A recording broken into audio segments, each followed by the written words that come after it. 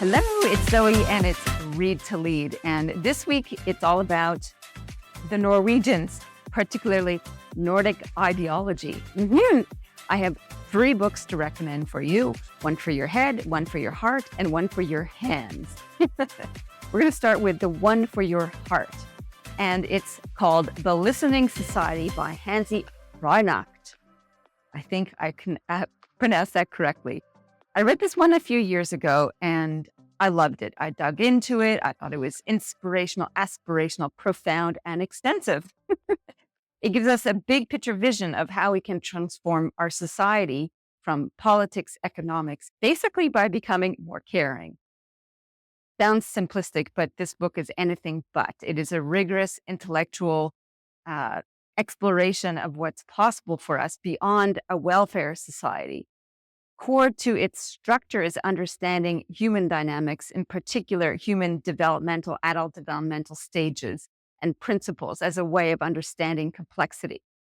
Now, he says, if you're not really buying into that, this is what he says about developmental models. He says, but all in all, not understanding the hierarchical stages of human development leaves you more judgmental, more prejudiced, more arrogantly narrow-minded, less competent to understand and empathize with others, and less likely to successfully interpret and predict behaviors and the events in society. Otherwise, in other words, you're going to be an ignorant douchebag. So this is the antidote to that, is to get immersed in the listening society. I'm going to post my notes on Goodreads, and I'll put a link to that in the show notes there for you.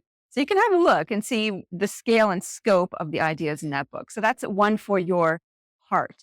The one for your head is Hanzi Freinacht's next book in part 2 in the series called Nordic Ideology. And it kind of goes even more extensively into the future of economics, into the future of politics, into the future of society. And it's a big grind for your brain. It is pretty powerful.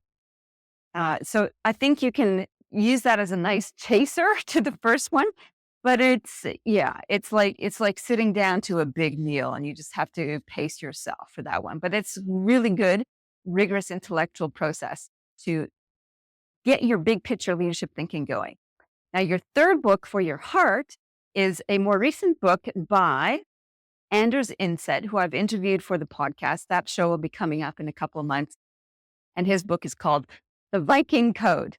Now, when I first got sent this book to review, I thought, Viking Code, yeah, it's all going to be about saunas and cold plunges and rah-rah, that sort of self-development, transhumanist, post-humanist perspective of biohacking. It wasn't that at all. It was really about how we develop a philosophy of life. And so Anders goes into exploring how successful performers from the Norwegian culture, the Nordic society, develop this joie de vivre, if you like. That's the French version of this philosophy of life. And it is collectivist, it is humanistic, and it's really about savoring the little micro steps of success during the day and not just all about external rewards. That's a core element of it. That's part 1 of the book. So it's a deep dive into how do we work ourselves as top human performers.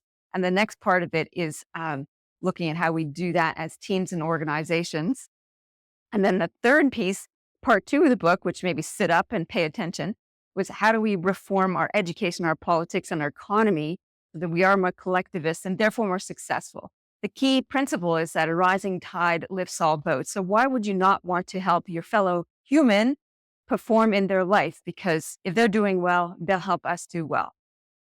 So there you go. It's a lot more practical than the previous 2. I think it makes a nice suite of books to think about Nordic ideology and how it applies to us as leaders. So having a positive focus, an optimistic, grandiose vision that we can live and work into. Enjoy.